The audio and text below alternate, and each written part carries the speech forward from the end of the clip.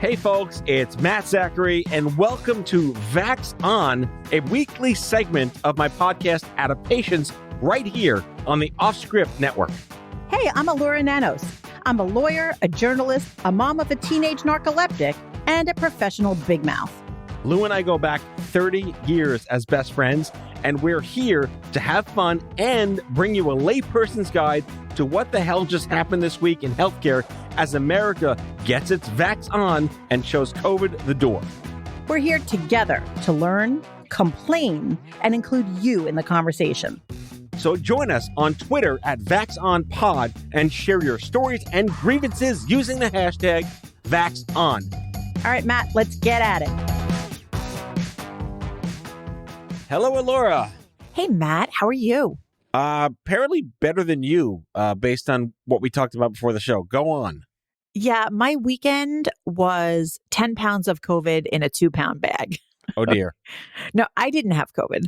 But well, I mean, holy cow. We knew that. You would have led with that if that was the case. I would have led with that. But I mean, get back to me in 7 to 10 days. But this weekend, I tested the efficacy of my vaccines because I spent the entire weekend around hordes of people. Did you go to like another Guns N' Roses concert? No. So let's see. Let's start with Friday, shall we? Okay. Friday night, I had a dress rehearsal with my orchestra for our annual holiday concert, which is lovely, followed by being on air with QVC at 2 a.m., followed by timing an indoor swim meet with roughly 10 million children, all unmasked, on the pool deck. You know, that indoor pool environment, which essentially seems like a petri dish? That smell from my 4-year-old days comes back now. Yeah, so like my eyeballs and throat, like everything was all fucked up. Chlorine goodness.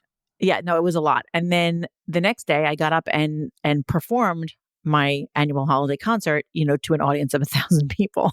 So they were all masked and vax checked, but it was a lot of people. It was a real test of your protein spike elasticity. Yes. I was like, thank you, booster. Wow.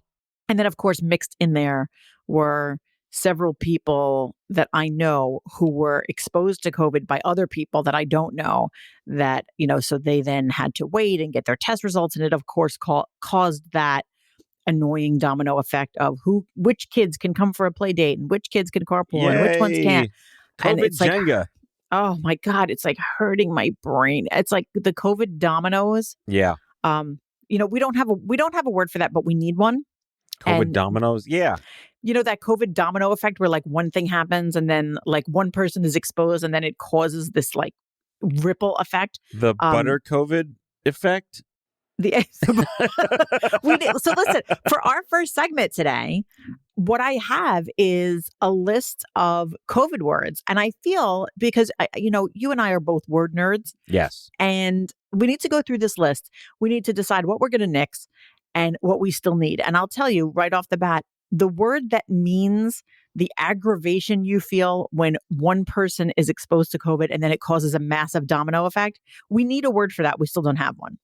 Back in the 80s, there was an HBO series really ahead of its time. Obviously, there was nothing before its time, was the 80s and HBO, called Not Necessarily the News. Oh, I remember that. And they had a segment called Sniglets. Sniglets. I had a book about Sniglets. I had a book about Sniglets, too. In first grade, I did a report on Sniglets. And do you know which one? Great. I have to ask you, which ones stick with you? Because I know I have 2 that stick with me. Snackosphere.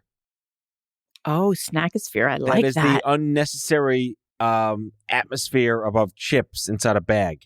Oh, I love that. So I have Hozone, which is the place that your lost sock goes that you can't find. And then there's another one, and maybe I remember the definition, I don't remember the word, but the definition was the physical reaction that happens when an ice cube on the bottom of your glass smacks you in the face. There was one, I forget it, but so the little plastic nib on the end of a shoelace is called an aglet. And for real, it's called that? It's called like an eyelet and an aglet? Yeah. But the sniglet for like, it was like a lost aglet shoelace, like with the Fraser all over the place. Like you can't where tie one them. side has it, the other one doesn't. Yeah. There was a sniglet for that. Anyway, audience, look up sniglet. I don't understand how Sniglets did not remain a thing because Like it should be. That should still be a thing. Well, the word sniglet itself is a sniglet. Is a sniglet. A word that should exist, but doesn't. I love it. But that's the thing. That's called a neologism. When you invent a word, like Fuck that. I'm calling them Sniglets. Yeah, These are that's COVID it. Sniglets. Well, I mean, even in like The Simpsons, like they have something called the debigulator. You know, it's just it was a shrink ray, but they call it the debigulator. That's fantastic. Yes. I just thought, for fun, we should just talk about the ones that have come into our lives for better or for worse. All right. I have not looked at the list, but I'm sure COVIDiot is on there. COVIDiot? COVIDiot. Yeah, COVIDiot is on there. Like a person who doesn't take COVID seriously. Yeah, we have COVIDiot, and I like that one. I feel like that one is getting a thumbs up for me. So then we have vaxication or coronacation, like the vacation that you get as soon as you get vaccinated or boosted. Oh, I did not know that. I read that people are calling it Vax-in-nation, but really, I always saw the hashtag Vaxcation. I saw that in a lot of places. Okay. So I like Vaxcation. Then we have, I like this one, Vaxhole. Okay, that sounds probably like what it is. Yeah, like a person who gets vaccinated and then like evangelizes and is really pompous about everyone else toward like everyone else. Like a braggart. Like a yeah. And it's kind of like, I'm proud that I got the shot, but like, I don't need to be obnoxious to everybody else because nobody likes that person. Look at me. Here I am, right where I belong. That's Kermit the Frog, folks. My really, really negative, horrible, scratch that from the record, Kermit the Frog. That was Muppet a terrible Kermit. I'm That's not okay, good. though. You get the credit. I didn't try. Look at me. Here I am. I can't do it. Here I am, right where I belong. I can't do it. Then we have Corona Coaster, like the ups and downs of pandemic life. That makes sense. But I feel like that's I need the one that's like Domino, Then I like Morona, a person behaving stupidly because of coronavirus outbreak. Morona. Okay. The two that I never heard before the pandemic that we use all the time now are Zoom fatigue and doom scrolling. But Zoom fatigue is more of like an idiom. It's not really like like COVIDiot. Right, like it's not a word. Yeah. But it's an important phrase though, because it's kind of like you say it and people know exactly what you're talking about, even if they've never even heard that expression before. I wonder if the company Zoom gets a royalty whenever anyone says Zoom fatigue. They should. Like their brand is pro and con at this point. I feel like, where are the Skype people in all this? Right. Are they not like, hey, like we were the Kleenex, we were the Vaseline. That's right. What the fuck? Yeah. They used to be the Kleenex. Nobody even knew Zoom. Like, where was Zoom 3 years ago? No, like it existed, but no one used it. Right. Yeah. And now, like all of a sudden, Zoom just steps in and they're like, "Excuse me, we are the new Q-tip." Right. And Microsoft Teams, like, "Hey, are we still here? Microsoft Teams, we're still here." Even FaceTime is like gone. I mean, it's really amazing. And I actually remember because I had a relative who used Zoom before the pandemic, and she said something to me about it, and I was like, "Do you mean Skype?" And she was like, "No, Zoom." And I was like, "Yeah, okay, whatever, Zoom." Yeah. And I literally thought she had made it up. We were using Zoom at Stupid Cancer in 2016 when it first came out. Oh, yeah? Well, are you ready for this little fun fact? Go for it.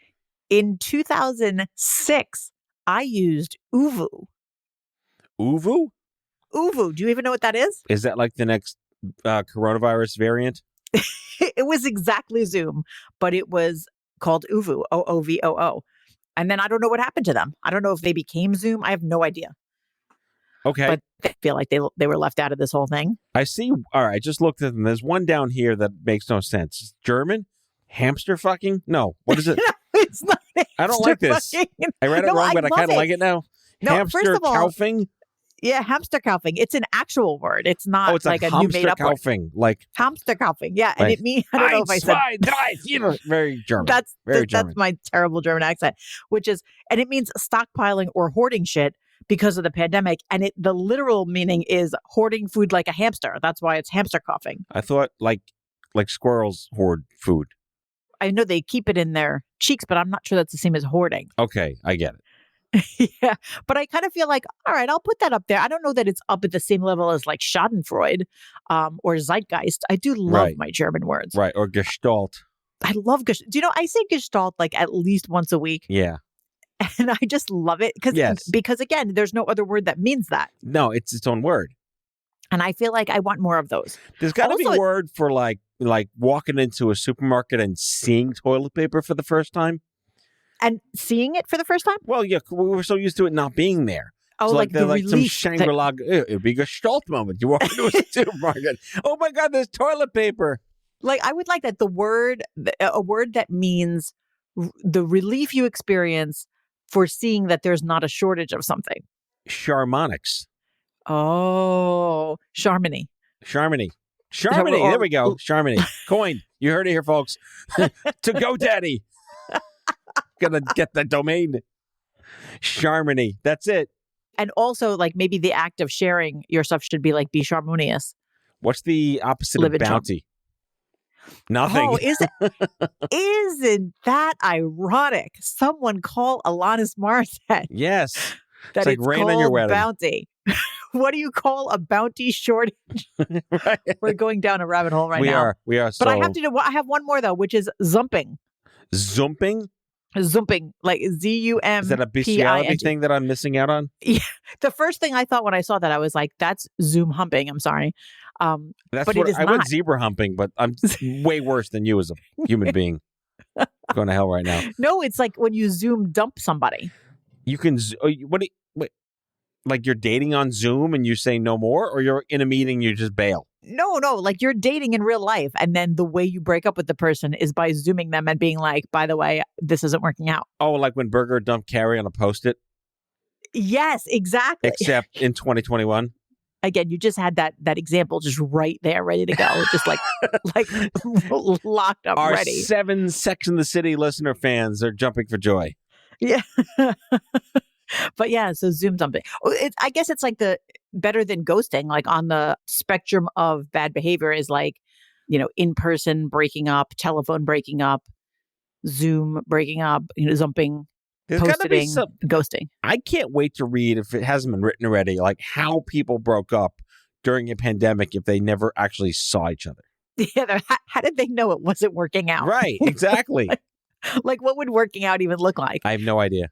By the way, did you see the newest season of Modern Love? Do you watch that show? You don't watch anything, right? You really should watch it. So Modern Love is it's like an anthology series on Amazon Prime, I think. And each episode is a different set of people and it's a different love story. And they're based on a romance column in the New York Times. So they're all like true stories or dramatized true stories. And they're really fun to watch. And in the second season, one of them was a story of a guy and a girl who meet on a train going home in Europe, but like from their university or something on March 7th, 2020. And that's the backstory of the plotline, that they meet each other and they like make a date to meet up again. And they never expect that there's going to be a year of lockdown. And do they ever find each other again? And it struck me to see COVID and the pandemic and the lockdown as already a plot point in something. That's incredible. It was really like a cool experience. So if you haven't watched it, you should go watch it. It's cool. And Kit Harington is in that episode and he's great. That guy I know. Of course you do, because he's adorable. Yes, he is. Yes, he is. All right. It is time for our Sir Moment. Sir Moment. I decided to do the scary one. Sir Moment. Oh, yes. Yeah. Is it a scary one this week? Yes and no. One of the things, honestly, that still stresses me out a lot about COVID is the idea of long COVID. That people who got COVID, who have had COVID already, that they may experience very long-term symptoms. And that whole idea that you could have a virus, recover from the virus, but then have this like incredibly long period afterwards, it just scares the crap out of me. Why don't we put long COVID in the vocabulary words in the first segment? I mean, social distancing itself was a COVID vocabulary word that no one knew about. Yeah, that's true. Yeah. And let me just ask you this, back to the words. Was that a term that actually meant staying away from each other before, or was it literally invented during the pandemic? Social distancing was used in the 1918 pandemic. Oh, it was? Yeah, they just brought it back. Oh, so like it was a word that already existed and already meant stay away from each other, but we just didn't have a need to use it. Yeah, like it was used in Africa during the Ebola breakout. It's a real thing. Oh, and yet I had never even heard of it. The more you know. You are there. You have so much random knowledge. I do not understand how you even have space in your brain to like know how to brush your teeth. Oh, I lost that skill years ago. Serious. My It's mind's a crazy. shot glass. Something goes in, something comes out. It's insane. But the Sermo poll was on long COVID because I think it's something that we hear about sort of in passing. And I wanted to know really what the doctors had to say about it. And according to DHS, the Department of Health and Human Services, and the Department of Justice, long COVID actually can be a disability. So I thought it might be a nice time to talk about it. So first question that we asked was, who's most at risk of getting long COVID? Now, 34% of the doctors that responded said pretty much anyone who gets COVID could get long COVID. That does not make me feel calm. Yeah. Now, 41% of the doctors said really it's people with pre-existing health conditions, which Right. is sort of what I expected. But that's pretty close, to say 41% of the doctors said it's about the pre-existing conditions and 34% said it's really anybody. And then the remaining few percentage points, 9% of doctors said seniors, 6% said young people, 4 said women, and 3 said men. So that's kind of like negligible, those numbers. But it seems like some doctors think anybody could get it, and some doctors think it's really more the people with the pre-existing conditions. I'm reading the second question here. Does the vaccine reduce the chances of long-term side effects? 80%. Yes. Okay. That's Thank good God. to know. Mm-hmm. Do you, doctors of Sermo, have any patients with COVID that have had symptoms that lasted weeks and months? And 86% said yes. Yikes. That's Yeah. a lot, isn't it? 86% of Sermo doctors polled have patients with long COVID. Wow. Wow.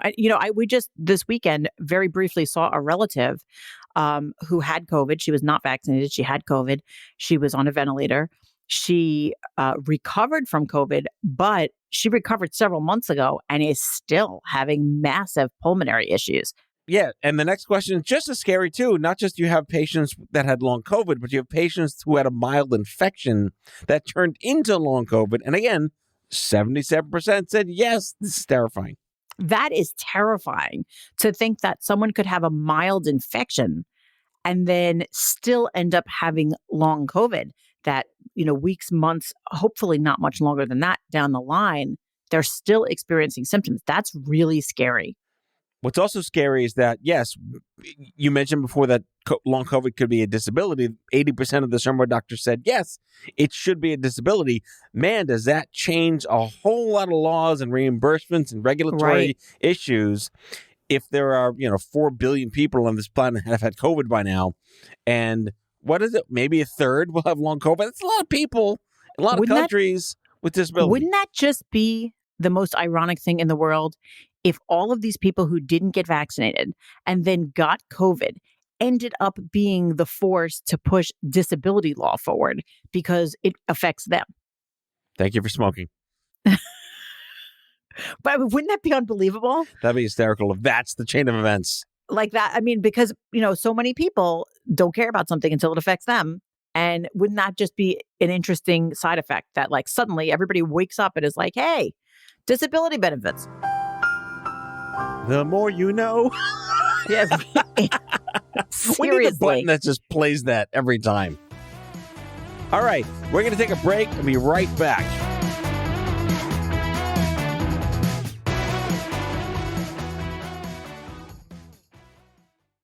Has your chronic illness made it difficult to continue working in the traditional way?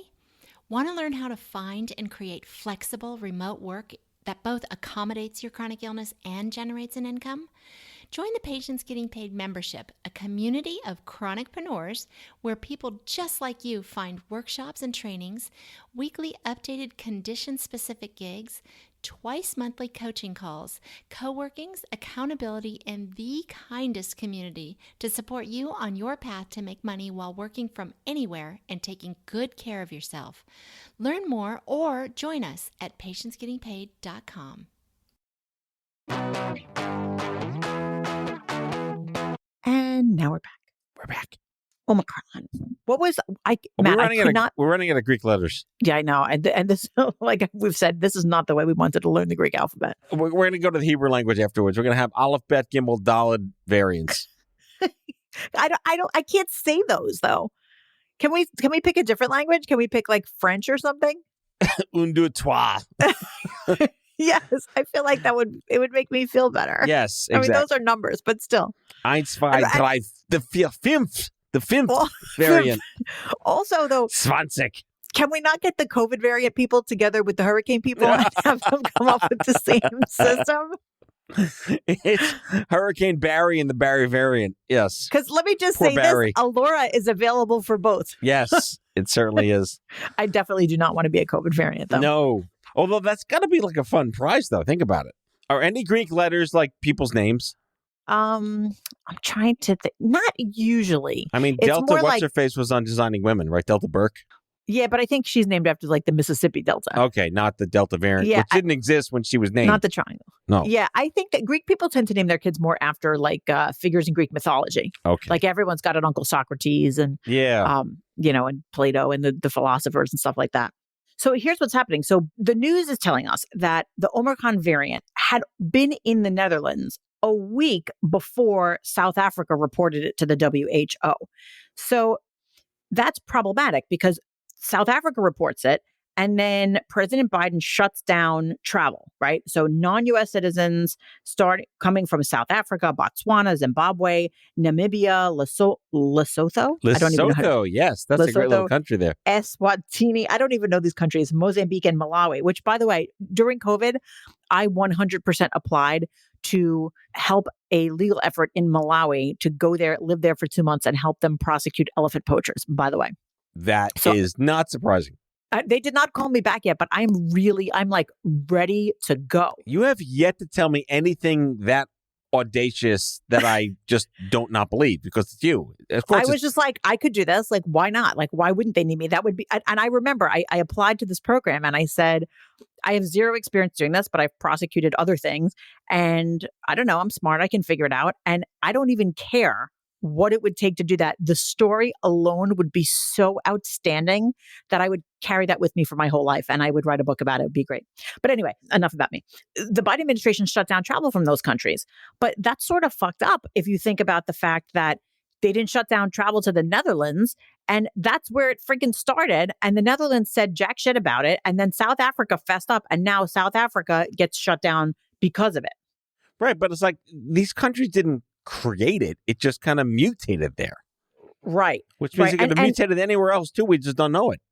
Well, and I mean, the thing is, on one hand, I absolutely understand that if we are talking about a contagious disease, it makes good sense to shut borders so that we don't transmit it, that we can at least contain it to some degree. I get that. On the other hand, the UN Secretary General said on Wednesday that these travel restrictions that isolate a particular country or a particular region are deeply unfair and punitive, and that they're ineffective. So that kind of really gives me pause to say, maybe this wasn't a very good idea.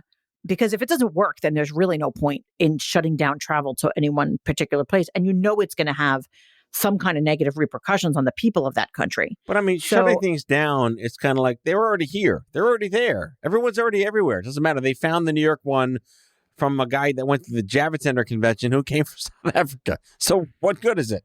Right. I mean, that from my layperson's view seems to be the case. Like, what are you going to accomplish now? You're not going to, what do they call it? Put the genie back in the bottle? Right. No, that's the wrong. Put the bathwater back with the baby? No, that's not it. No. It's like the toothpaste back in the tube. Thank you. There Toothpaste you tube. Got it. Well done. But it took me a little while to get there. Good with words, bad with expressions. It seems to me that it is kind of a problem. But at the same time, I don't believe that the government is shutting down travel just arbitrarily. I mean, I'd like to think that big government decisions like that are done with some degree of knowledge and purpose. I mean, I don't think Joe Biden woke up and was like, I just feel like fucking with South Africa. Like, let's do this. Like, I'm sure that that's not really what happened. Right. I mean, I think it's not what happened. So, I don't know. Is there any good reason to do this? I would say that in my spirit of don't panic, I take solace in the fact that according to the World Health Organization, 7.8 billion doses of vaccine have been given on this entire planet. And that 3.3 billion Americans, mostly in Western countries, because we have to deal with the incongruities facing third world countries or undeveloped nations. 3.3 billion people, more than a third of the westernized planet, has been fully vaccinated. That gives me some kind of general complacency that it will, knock wood, never be as bad as it was. We will not be forced into lockdown. And there's so many medications coming out. And the fact that they can reconfigure a version of our vaccines for something variant in 90 days, I don't see a reason to freak out unless it's like the next variant melts you in 3 seconds on the street. Then you panic. Especially with the reconfiguring. Yes. I don't want to be melted by a variant. When the Omega variant comes out and just wipes us all out with making us like melted putty on the street by touching something, then you worry. But right, for that now, would be bad. Oh my God, really? 3.5 billion people have been fully vaccinated. That's an incredible statistic to hang your hat on and feel a little sense of comfort. Thank you. Yeah, I like that. I like your attitude. Although I have to tell you, I'm hanging on to your peace of mind for a minute, right up until I read this and I got immediately annoyed. So Mo Ibrahim is a Sudanese British billionaire. And he runs the Mo Ibrahim Foundation. And I don't know much about him, other than that he seems like both a billionaire and somewhat of a do-gooder. But here's what he said, and I'm sure this is true, and this is why I'm mad. He said that from early in the crisis, his foundation and other African voices have warned that an unvaccinated Africa could become a perfect incubator for variants. So here's the thing, right? Americans in particular so easily think of Africa and Asia as places that they just do not have to worry about. I don't think that. I mean, I don't think it, but people think it's like, I will be honest by saying Africa and Asia tend to be last on my radar in terms of what's going on in the world. I think about the US, North America, I think about Europe, and then later, distantly, I tend to think about Africa because I have no connections to those places. They're not on the news as often. They're not part of my daily life and business. So it always feels very removed for me. Right. In my work, I mean, I've done a lot of work with international cancer advocacy organizations. And yeah, there are shocking disparities, unsurprisingly, that in underdeveloped nations and third world countries that do not have the resources, they barely have clean water, you're going to get a situation culturally, anthropologically, societally, that is nowhere near the benefits that we take advantage for every single day in countries like America and Britain.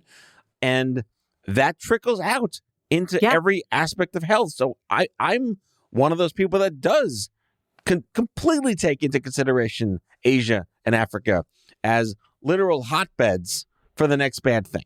Yeah. And it's so easy to see how whatever fucked up thing is happening in Africa, and it might be easy to shut your door, your window, your eyes, your mind, and not worry about it. What then ends up happening is, 50 more variants develop in Africa because it's underdeveloped and there's not enough vaccines. And then one person comes to the Javits Center and infects New York City. Props to Mo Ibrahim for his forecasting because he's dead on accurate. Yeah. And it's such an important thing to keep in mind. It really is. And, we've talked before about how in the beginning of COVID in spring of 2020, we were so focused on what was going on all around the world. And when it comes to health, particularly in the world of contagious diseases, there is no more important kind of aspect to think about the interconnectedness of all of the world. We have to do that. And it's kind of like the world is teaching us a lesson that if we don't want to think about what's happening in other places, they're going to make us think about what happens in other places. So the metaphor that emerged with masks, if we want to talk about like search terms and what came out of the pandemic, is that, there's no, just pee on this side of the pool. Everyone else will be fine. The earth is a giant pool. And if there's piss over here, you can't avoid it because there's no walls that block shit from going around the planet. So infectious diseases are just that. There's no place you can go. There's no hole you can hide in. They're there. They're there. They're there. So that's kind of a downer. We're ending on So let's end on a positive note. My children are both fully vaccinated now, and they're thrilled to not be able to have to wear a mask in Starbucks, whose current policy is if you're fully vaccinated, it's an option. until such time as it's not. That is their bar for success, is going to Starbucks with me and not having to wear a mask.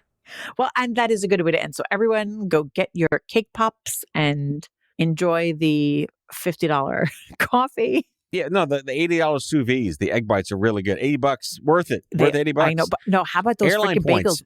Have you had those bagels, those little mini bagels with the cream cheese inside them? I have not. They disturb me. Oh, they're so They're good. also $426. Yeah. Thank you, Starbucks. Also, by the way, I just looked up some Sniglets. Here's one. Blurful. Blurful? Go forth. What is blurful? To be caught talking at the top of one's lungs when the music at a bar suddenly stops. And die. Well, oh God, I can't do that. That's so All right, we're going to end good. on my second favorite Sniglet, which is the person who pushes the pull door. What is the name for that person? A dork. All right, folks. Have a good one. Lou and I will see you back here next week. See ya. That's all for now. If you like Vax On, be sure to subscribe, leave a review on Apple Podcasts, follow us on social, and tell all your friends to listen. Tell us your shit show of a healthcare story by leaving a message for us at 855-AUDIO-66, and we might just use it in a future show. Vax On is a product of OffScrip Health. We are a healthcare engagement company built for patients and caregivers by patients and caregivers. Our executive producers are Matthew Zachary and Andrew McDowell. Our senior producer is Brianna Seeley. Our hosts are Matthew Zachary and Elura Nanos. It is recorded, mixed, and edited by Brianna Seeley. For advertising and media inquiries, email media@offscrip.com. That's media@offscrip.com. For more information, visit offscrip.com.